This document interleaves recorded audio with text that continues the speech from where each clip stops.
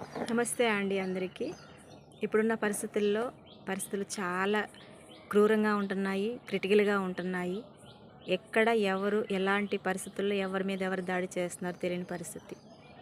అది పెద్దవాళ్ళా, చిన్నవాళ్ళా, చదివిన వారా, చదవని వారా, మరి జ్ఞానవంతులా, అజ్ఞానవంతులా అని తేడా ఏముండట్లేదు.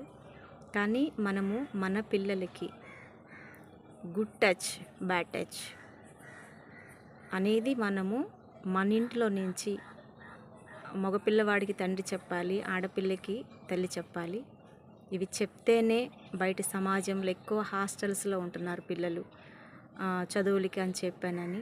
కాబట్టి మన ఇంట్లో ఉన్న ఎవరితోనైనా సరే ఎలా ప్రవర్తించాలి, ఎలా ఉండాలి అనేది మరి మనం పేరెంట్స్గా వాళ్ళకి చెప్పాలి. మరి హాస్టల్స్లో ఏమన్నా జరిగినా మాకు చెప్పండి, ఏ చిన్నది జరిగినా